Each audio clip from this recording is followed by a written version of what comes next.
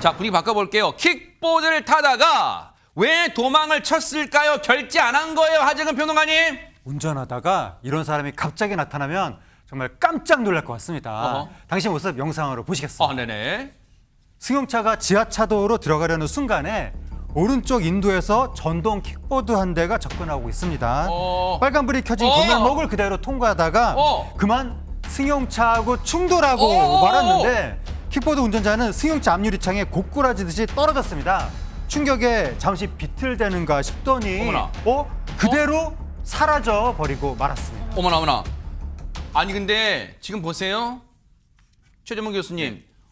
뭐가 저렇게 킥보드 운전자가 조심성이 없었던 것처럼 보이기는 맞지만 그렇다고 저게 그냥 저렇게 차에 받쳤는데 비틀비틀하고 어디 현장에 떠날 건 아니잖아요. 그건 아니죠. 그럼 보통은 이제 저렇게 되면 병원을 가든지 아니면 운전자가 데리고 가서 병원에 치료를 받겠는 이래야 되는 거 아니에요? 네. 뭐 나중에 시시비비는 가리더라도. 그렇죠. 근데 그러지 않고 본인이 떠났어요. 뭔가 문제가 있는 것처럼 보이지 않습니까? 어허. 이게 지난 8월 31일 날 오후 8시쯤에 경기도 고양시 한 도로에서 있었던 사고인데요. 아주 늦은 시간도 아니란 말이에요. 그렇죠. 20대 킥보드 운전자가 적색 신호에서 횡단보도를 건너다가 정상 주행하던 차량과 부딪히게 된 겁니다.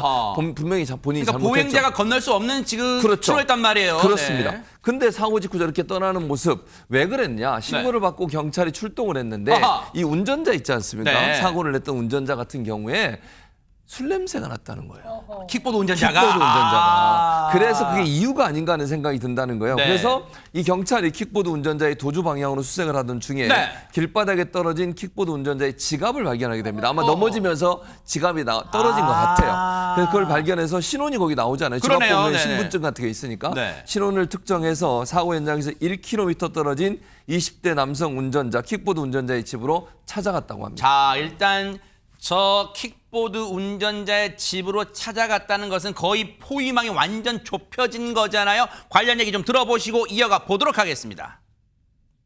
사실에 대해서 이제 말했는데 말을 하지 않고 있어가지고 떨어뜨린 이제 지갑이랑 이제 사고로 인한 이제 몸에 상처 이런 걸 이제 토대로 추궁해서 그 혐의 사실을 자백받았습니다.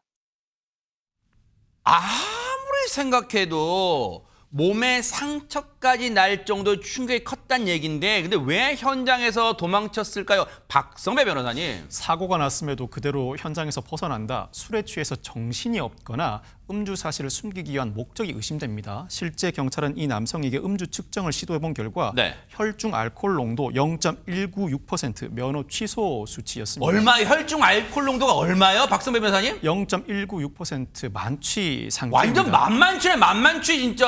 그렇습니다. 참고로 혈중 알코올 농도 0.08% 이상인 상태에서 킥보드를 타다 적발되면 운전자가 보유한 킥보드를 포함한 모든 차의 운전면허가 취소됩니다. 아하. 결국 경찰은 이 남성의 면허를 취소하고 검찰에 불구속 송치했습니다. 아니 그러면 물론 뭐 구속이 다 능사는 아니지만 허주현 변호사님 약간 죄질도 현장에서 자신의 음주운전을 들키지 않을 요량으로 현장에서 이탈했다는 것도 죄질도 안 좋을 수 있는데 일단은 불구속 송치했다는 거예요. 그러면 어떤 혐의가 적용된 거예요? 일단 음주운전죄에도 해당할 수 있고 그리고 지금 피해 차량만 파손이 된 건지 아니면 안에 있는 운전자까지 사고로 장애를 입었는지 확인이 되지는 않지만 전동 킥보드도 똑같이 사고를 낸 이후에 도로교통법상 규정된 조치 의무를 다하지 않거나 다친 피해자를 구호하는 조치를 취하지 아니하면 이 부분은 사고 미주치죄 또는 특가법상 도주치상죄에도 해당할 여지가 있습니다.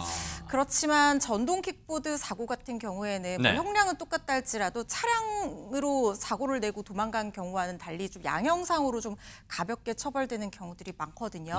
그리고 지금 자동차가 부서졌거나 안에 타고 있던 운전자가 다쳤다라고 하면 이 부분에 대해서도 손해배상을 해줘야 될 책임을 지는데 전동 킥보드는 종합보험에 가입되어 있지 않은 경우가 많기 때문에 대부분 그러니까 종합보험에 의무적으로 가입하지 않아도 되는 상황이기 때문에 이 부분은 만약에 상황이 된다라고 하면 보험이 없다라고 하면 자비로 배상해줘야 될 가능성 매우 높아 보입니다. 지금 갈수록 전동 킥보드는 늘어나는 추세예요. 하지만 이에 대한 대책 왜냐하면 예전에도 뉴스파이터가 말씀드렸지만 여기저기 막 주차장이고 어디고 다 막 함부로 세워놓는 것부터 해가지고 이런 지금 이런 음주 상태로 킥보드 타는 것 이것까지 뭔가 막을 수 있는 제도적 장치도 좀 마련해 주시길 기대를 해보도록 하겠습니다.